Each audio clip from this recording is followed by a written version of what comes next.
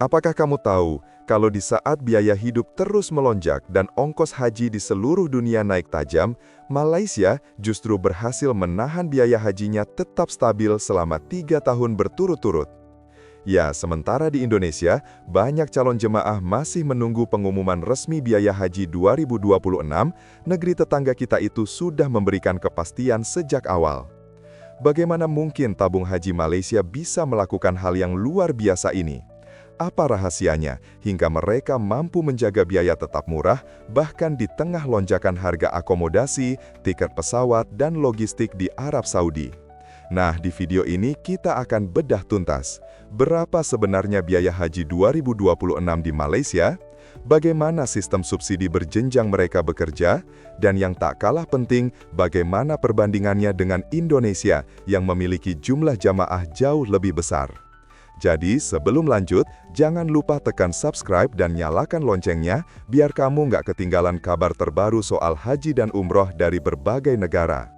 Yuk kita mulai pembahasannya. Kabar mengejutkan datang dari negeri jiran Malaysia. Saat banyak negara sedang sibuk menyesuaikan biaya haji akibat inflasi global dan kebijakan baru dari Arab Saudi, Lembaga Tabung Haji Malaysia justru mengumumkan hal sebaliknya. Untuk musim haji 2026, biaya haji tidak mengalami kenaikan sama sekali. Keputusan ini langsung menjadi perhatian dunia termasuk Indonesia karena dianggap sebagai langkah berani di tengah tekanan ekonomi yang kian berat. Pihak tabung haji menegaskan bahwa meski biaya operasional haji sebenarnya meningkat hingga 30%, jemaah tetap hanya perlu membayar jumlah yang sama seperti tahun sebelumnya, yaitu sekitar Rp10.980 atau setara dengan Rp38 juta untuk kategori muasasah. Sisa biayanya akan ditanggung langsung oleh tabung haji melalui sistem subsidi silang yang sudah lama menjadi kebanggaan Malaysia. Langkah ini tidak hanya menunjukkan kekuatan finansial lembaga tersebut, tetapi juga bentuk nyata dari komitmen pemerintah Malaysia untuk menjaga kesejahteraan umat Islam. Tabung haji menilai, ibadah haji bukan semata perjalanan spiritual, tetapi juga tanggung jawab negara untuk memastikan warganya bisa beribadah tanpa terbebani ekonomi. Keputusan mempertahankan biaya tanpa kenaikan ini juga dinilai sebagai strategi mempertahankan kepercayaan publik terhadap sistem pengelolaan dana haji Malaysia yang terkenal transparan, efisien, dan berorientasi pada pelayanan jemaah. Sementara negara lain masih mencari cara untuk menekan biaya akibat kenaikan akomodasi, transportasi, dan sistem digitalisasi baru dari Arab Saudi, Malaysia justru menegaskan tidak akan ada tambahan beban bagi jemaah kami. Sebuah pernyataan yang membuat banyak calon haji di Asia Tenggara bertanya-tanya, bagaimana mungkin Malaysia bisa menahan biaya, sementara Indonesia justru terus mengalami kenaikan setiap tahunnya.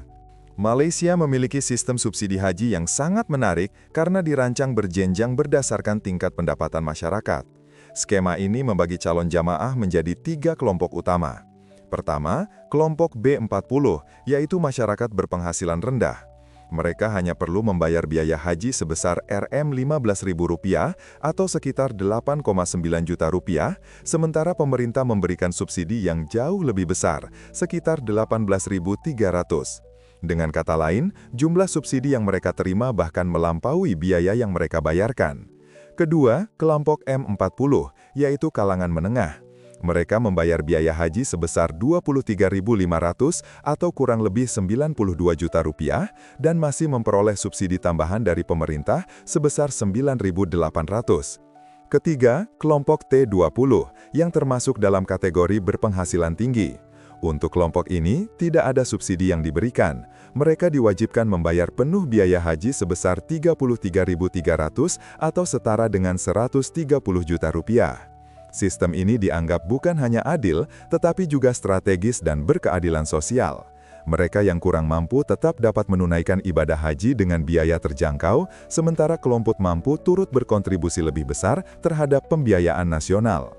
Secara keseluruhan, tabung haji Malaysia menyiapkan total dana subsidi mencapai Rp210 juta atau sekitar Rp826 miliar. Bahkan, Perdana Menteri Malaysia, Datuk Seri Anwar Ibrahim, memberikan tambahan bantuan tunai sebesar Rp1.000 bagi calon jamaah dari kelompok B40.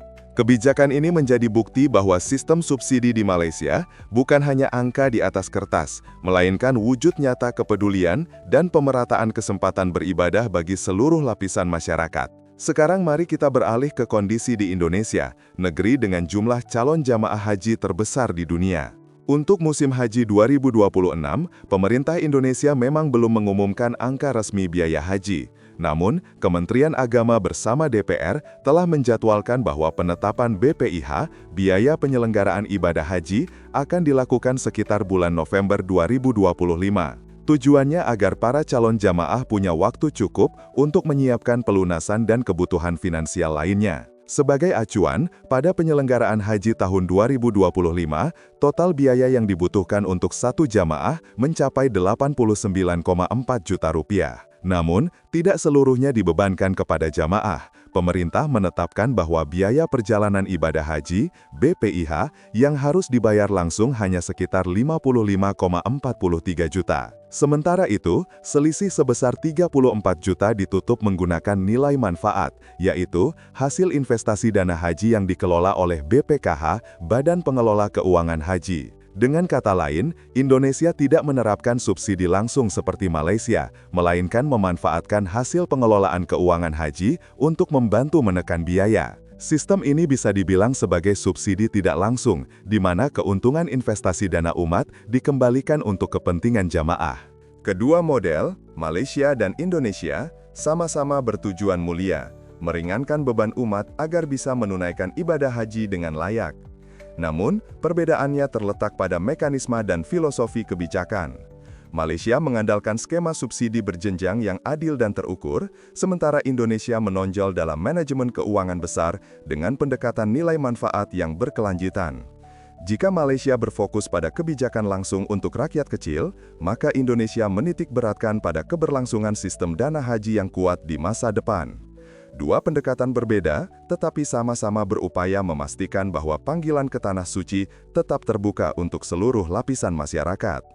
Bagaimana mungkin tabung haji Malaysia mampu mempertahankan biaya haji tetap stabil selama 3 tahun berturut-turut, padahal biaya layanan di Arab Saudi terus meningkat setiap musimnya? Ternyata, kuncinya terletak pada strategi efisiensi dan perencanaan jangka panjang yang sangat matang. Direktur Utama Tabung Haji, Mustaqim Muhammad, mengungkapkan bahwa lembaga tersebut telah lama menerapkan sistem pengelolaan yang proaktif dan antisipatif. Mereka tidak menunggu harga naik baru bertindak, melainkan sudah menguji berbagai komponen biaya utama sejak jauh hari. Pertama, Tabung Haji memesan hotel dan penginapan di Mekah serta Madinah lebih awal, bahkan dengan kontrak multi-tahun. Langkah ini membuat mereka memperoleh harga yang jauh lebih kompetitif dibandingkan lembaga lain yang memesan mendekati musim haji. Kedua, mereka mengamankan harga sewa gedung utama untuk jangka panjang, sehingga tidak terpengaruh oleh fluktuasi biaya tahunan yang biasanya melonjak mendekati musim ibadah. Ketiga, Tabung Haji juga menandatangani kontrak kerjasama penerbangan selama 5 tahun sekaligus. Dengan cara ini, harga tiket pesawat untuk jamaah bisa tetap stabil meskipun harga bahan bakar dunia naik. Hasilnya, sistem ini menciptakan kepastian anggaran dan perlindungan terhadap inflasi biaya, sekaligus menjamin bahwa jamaah tidak harus menanggung dampak ekonomi global setiap tahunnya. Lebih menakjubkan lagi, program subsidi haji Malaysia ini sudah berjalan sejak tahun 2001. Artinya, sudah lebih dari 2 dekade Tabung Haji konsisten memberikan bantuan finansial kepada rakyatnya. Hingga kini, total nilai subsidi yang telah digelontorkan mencapai lebih dari 2,7 miliar rupiah atau setara dengan triliunan rupiah. Angka itu menjadi bukti bahwa sistem subsidi tabung haji bukan kebijakan sesaat, melainkan modal berkelanjutan yang berhasil menggabungkan manajemen keuangan modern dengan semangat pelayanan umat. Untuk pelaksanaan haji musim 2026, Tabung Haji Malaysia sudah menyiapkan langkah konkret yang sangat terorganisir. Sebanyak 31.600 calon jamaah yang terpilih akan segera menerima surat tawaran resmi untuk berangkat ke Tanah Suci. Surat ini dikirim langsung oleh Tabung Haji sebagai tanda bahwa mereka masuk dalam daftar utama keberangkatan tahun tersebut. Namun, bagi calon jamaah yang belum mendapat kesempatan berangkat, tidak perlu khawatir. Tabung Haji masih membuka jalur banding atau rayuan yang bisa diajukan mulai 3 November 2025 melalui platform digital resmi TH Jari. Fasilitas daring ini dirancang agar proses pengajuan bisa dilakukan secara cepat, transparan, dan tanpa harus datang langsung ke kantor cabang. Ada beberapa kriteria penting yang menjadi pertimbangan dalam proses banding, antara lain, lama waktu antrian. Semakin lama menunggu, semakin besar peluang dikabulkan. Usia calon jamaah diutamakan bagi yang sudah lanjut usia. Kecukupan saldo tabungan di tabung haji untuk memastikan kesiapan finansial. Riwayat pengajuan banding sebelumnya, agar kesempatan diberikan secara adil kepada semua pihak. Selain itu, tabung haji juga menegaskan bahwa setiap calon jamaah wajib memiliki saldo minimal Rp15.000 di rekening mereka, serta lulus pemeriksaan kesehatan sebagai syarat mutlak sebelum berangkat. Tabung haji menghimbau seluruh calon jamaah untuk secara rutin memantau status antrian dan data pribadi mereka melalui aplikasi THJari atau langsung di kantor cabang terdekat. Langkah ini penting untuk memastikan tidak ada kesalahan data, sekaligus agar jamaah selalu mendapat informasi terbaru terkait jadwal dan ketentuan keberangkatan. Pendekatan ini menunjukkan bagaimana Malaysia memanfaatkan transformasi digital dan manajemen transparan untuk memastikan setiap warga mendapatkan kesempatan beribadah haji dengan adil dan efisien. Kalau kita simpulkan, model Malaysia dan Indonesia punya pendekatan yang berbeda tapi tujuan yang sama, mewujudkan haji yang terjangkau dan berkelanjutan. Malaysia mengandalkan efisiensi dan subsidi berjenjang, sementara Indonesia bertumpu pada hasil investasi dana umat yang dikelola oleh BPKH.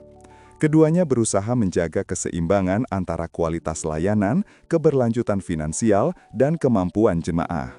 Namun, pertanyaan menariknya adalah, bisakah model Malaysia diterapkan di Indonesia yang jumlah jemaahnya jauh lebih besar? Atau justru model pengelolaan dana ala Indonesia lebih cocok untuk skala besar seperti ini?